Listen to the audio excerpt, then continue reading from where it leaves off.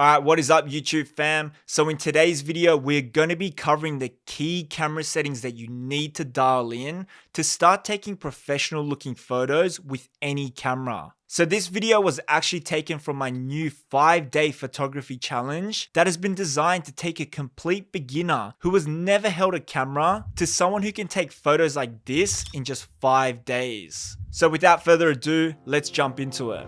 So today we're going to be covering some pretty basic stuff, but I'd say that the majority of people who own cameras don't fully understand these basics, which leads to unprofessional looking photos. So even if you think you have a grasp on these, pay attention because you just may learn something new. So for day one, we're going to be covering camera settings. So no matter what camera you have, whether that be a Sony, a Canon, a Nikon, an iPhone, whatever it is, in order to achieve professional looking photos, you have to be using the correct camera settings. So firstly, let's cover exposure. And simply put, exposure means the brightness of your image. And there are 3 key settings that control our exposure. And that is shutter speed, aperture, and ISO. So let's break these 3 settings down, starting with shutter speed.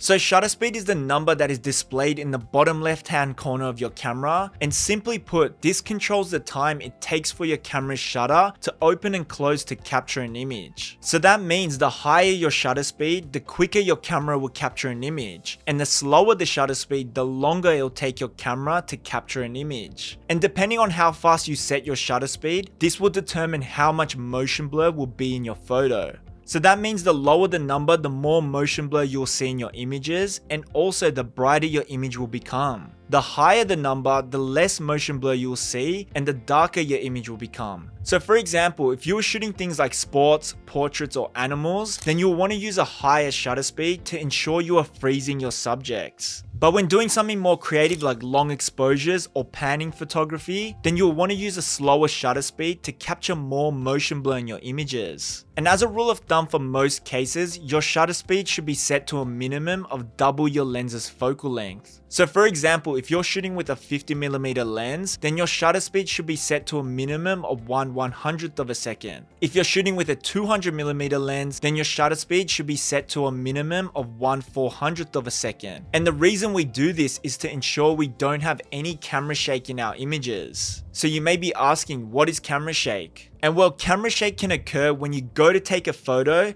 and as you press the shutter button, it can cause a slight shake in your camera, which can result in blurry images. Okay, moving on to the next camera setting, and that is aperture. So aperture is this number in the middle here, and simply put, this controls the size of the opening within your lens for light to pass through. And you'll see aperture represented as an f-stop number. So on lenses, you may typically see these f-stop numbers displayed in increments such as f1.4, f2.8, f5.6, and so on. So the thing to remember is the lower this f number is, the wider the opening within your lens will be, which will lead to a brighter image. And the higher this number, the smaller of the opening of your lens becomes, which will lead to a darker image. Now, the second function that aperture controls is the depth of field in your images. So you may be thinking, what is depth of field? And well, depth of field basically refers to how much of the image will be in focus. So for example, if you put your hand around 15 centimeters in front of your face and focus on the lines on your palm, you'll start to notice that in your peripheral vision, everything around your hand is blurry and out of focus. So in photography, we call this a shallow depth of field. And this background blur is referred to as bokeh, and it's the same type of effect a lens with a low aperture of something like f2.8 can produce. It's also the same type of effect that is happening when using the portrait mode feature on your smartphones. So depending on what your subject is, you may want to use a shallow depth of field where there'll be a nice smooth background blur, or you may want to use a deep depth of field to ensure as much of your image is in focus. So some examples of having a shallow depth of field could be when shooting portraits or product photography. And some examples of using a higher aperture, so something like f11 and up, could be when shooting landscapes or architecture.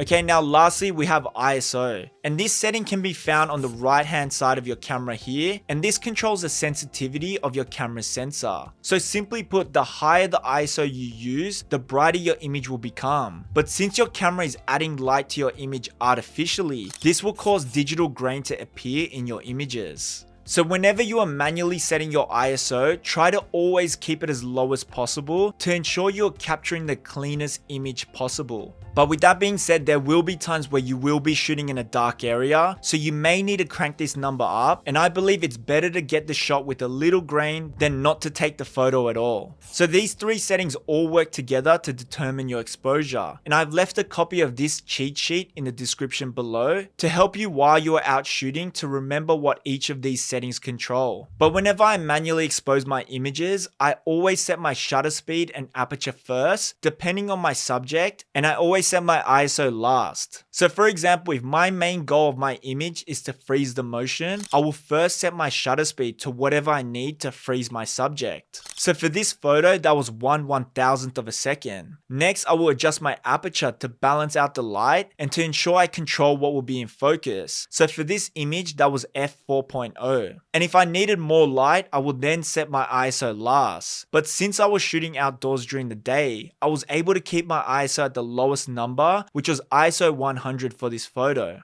I know firsthand that all of this can be quite confusing at first, but there are tools that we can use within our cameras to help us nail our exposure every time. So the most common one I'll cover in this video is the histogram. So a histogram is this graph here that reads your exposure in real time and will allow you to see if your photo is too bright, which will mean all the information will go on the right like this, or too dark, which will push all the information over to the left hand side like this. So there's been many occasions that I've experienced where I'd look at the LCD screen on my camera and the image I've just taken looks correctly exposed, but once I transferred the files to my computer, the photo was either overexposed or underexposed. And this could be due to your LCD screen's brightness level, also the small screen size on your camera, and also different lighting situations around you can affect getting a 100% correct preview. So you can't always trust your LCD screen, especially on sunny days where it's a bit difficult to view your screen. So the histogram is a great way while out shooting to ensure your exposure is correct. In most shooting situations, you want all the information to be spread out evenly and sitting somewhere in the middle. But with that being said, there will be cases out in the field where the lighting conditions won't be on your side. So a pro tip is to expose more for the highlights, which will cause your photo to be slightly underexposed. And we do this because when editing, it is a lot easier to bring back information in your shadows than it is your highlights. So a lot of beginner photographers tend to overexpose their images, so be sure to watch your histogram the next time you're out shooting.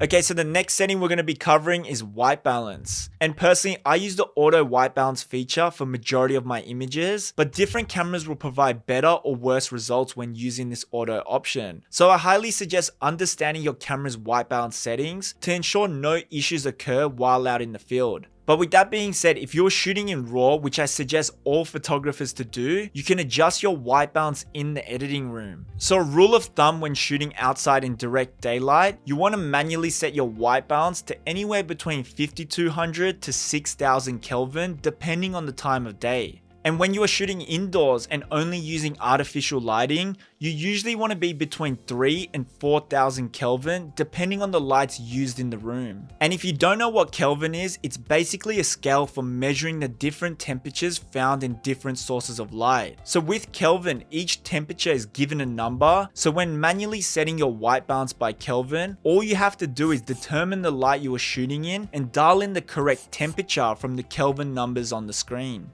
And just remember that our goal when manually setting the white balance is to make sure the whites in our image are white. So if the whites are looking too yellow, then your white balance is too warm. And if the whites are looking blue, then your white balance is too cool.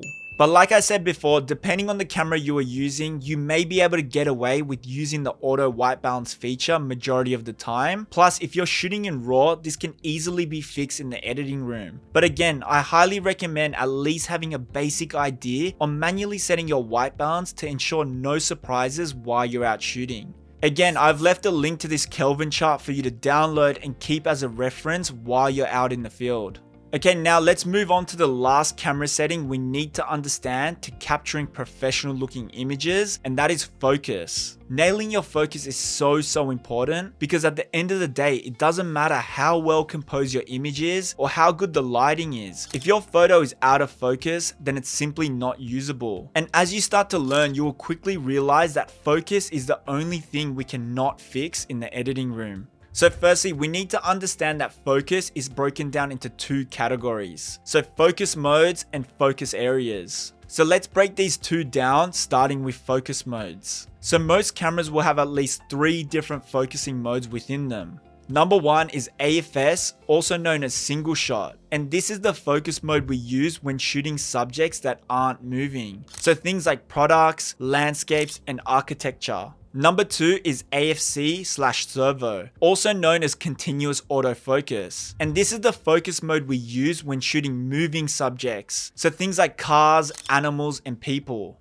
So when your camera is in the continuous autofocus mode, as long as you hold down the shutter button halfway, our cameras will constantly be updating the focus. So as you can see here, the focus is constantly staying on me as I move around the frame. Okay, moving on to the last focus mode, and that is manual focus. So this is when we are in total control of setting the focus, and we can do this by twisting the focus ring on our lens. So personally, I use autofocus 99% of the time, and I only ever use manual focus in situations where my camera may struggle setting the focus. So for example, when shooting through a fence or in really low light situations. Alright, now let's cover focus areas. So all cameras have a number of focus points where the camera's autofocus can catch on to. So within your camera settings, there are some options where you can choose which autofocus points are active at any given time. And some cameras may have these under different names or even offer more options, but let's run through the focus areas that should be on most cameras. So number 1 is wide. So this mode, the camera analyzes everything on the screen and will catch focus onto whatever's closest to the camera or whatever stands out the most in your scene. So the wide mode can work great when your subject is easily visible and when there isn't too many other objects or things that could potentially compete with your subject. Next is zone. So this mode is perfect for setting your focus area to a certain part of your scene.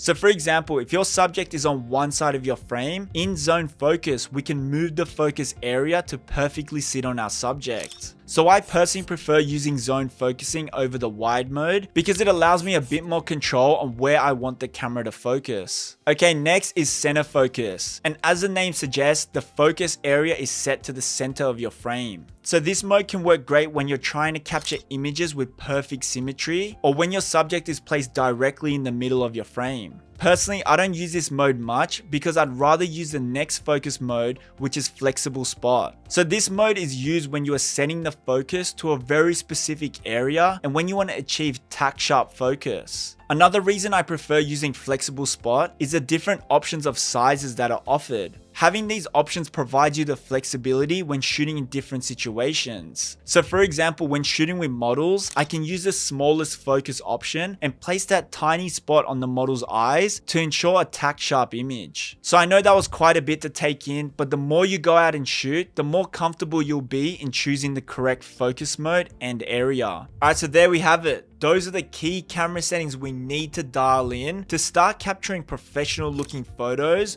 with any camera. As always, I appreciate you for making it this far in the video, and if you're interested in learning more about this 5-day challenge, you can hit the link in the description below to find out more. Also, if you found some value from this, hit the like and subscribe button on your way out, and I'll see you next week.